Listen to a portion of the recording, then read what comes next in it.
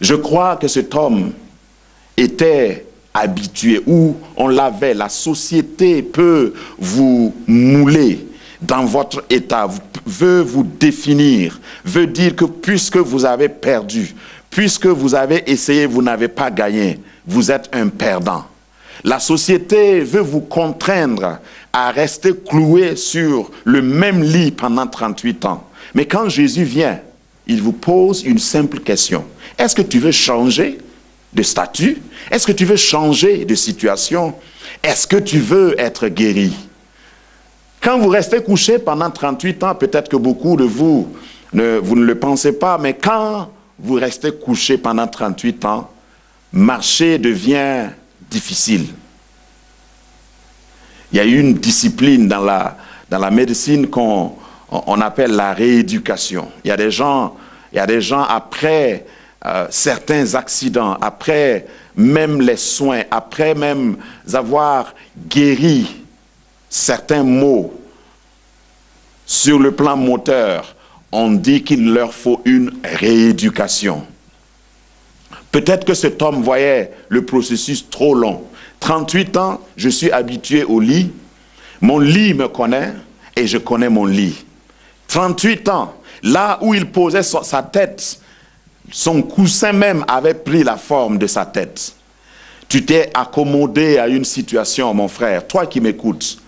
Peut-être que ta situation a fini par te convaincre que tu es né pour être comme ça, tu vis comme ça et tu mourras comme ça. Je viens te dire, par la voix de celui qui a rencontré cet homme à la piscine de Bethesda, pour te dire que ta situation peut changer radicalement. Ton histoire peut changer radicalement.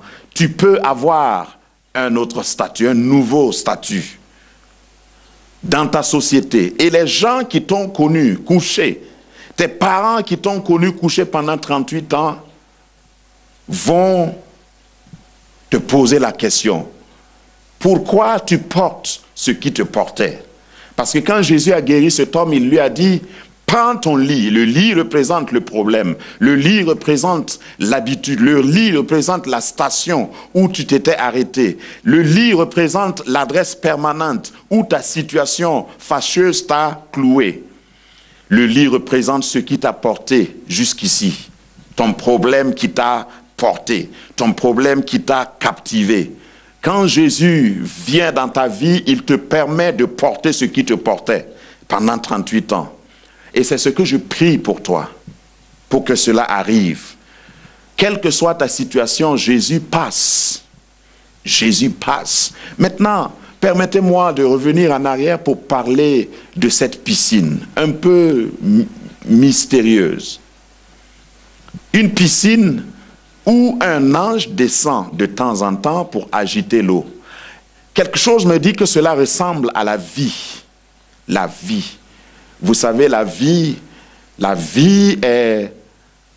c'est une scène où de temps en temps des choses se passent, bonnes choses se passent. Il y a des gens qui se confient à la chance, des gens qui se lèvent le matin et qui implorent et qui prient religieusement et qui demandent « Oh, que Dieu me fasse tomber sur de bonnes personnes, que Dieu me mette sur un bon chemin. » Ça, c'est la chance, ce qui arrive de temps en temps. Mais vous et moi, vous savez que si vous vivez longtemps, la chance n'arrive pas souvent. Assez souvent pour vous. En tout cas, pour moi, la chance n'arrive pas assez souvent. Et quelquefois, j'ai besoin de plus que la chance. J'ai besoin de plus d'assurance que ce que la chance me donne comme assurance. Et c'est ce que cet homme avait besoin, ce dont cet homme avait besoin plutôt. Et il a dit, je n'ai personne. Je n'ai personne. Il y a beaucoup de gens qui m'écoutent, qui peuvent dire la même chose. Je n'ai personne. Il y a des gens, des aides qu'on définit de bras longs. Je n'ai personne. J'ai fait tous les concours. Je suis sûr que j'ai réussi à certains concours. J'ai postulé pour beaucoup d'offres d'emploi. Je suis sûr que mon CV était valable, était au-dessus de beaucoup d'autres. Mes capacités sont probantes. Mais je n'ai personne. Tu as tout fait, mais tu n'as personne. Ceux qui n'ont personne, ce n'est pas qu'ils n'assistent pas à l'agitation de l'eau. Ce n'est pas qu'ils ne sont pas là lorsque la piscine est agitée. C'est parce qu'ils n'ont personne.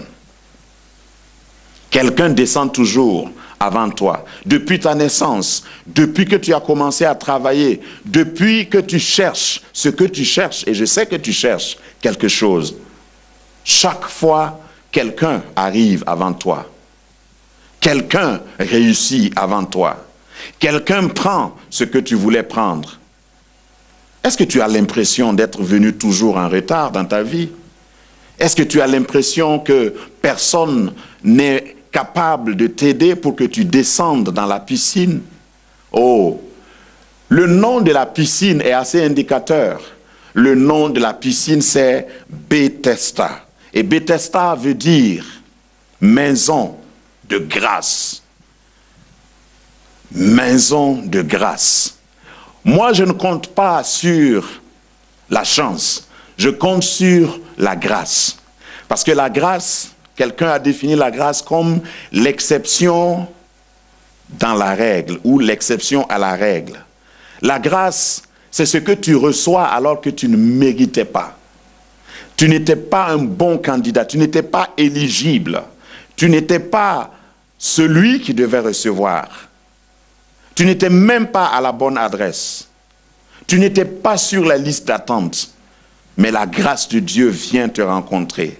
Ce soir ou ce matin, alors que tu écoutes ce message, que la grâce de Dieu te rencontre. Quand Jésus vient dans ta vie, il te rencontre là où tu es. Jésus n'a pas attendu que l'homme déménage. Tu n'as pas besoin de déménager. Jésus apporte la grâce à ceux qui n'ont même pas, qui n'étaient même pas disposés ou prédisposés.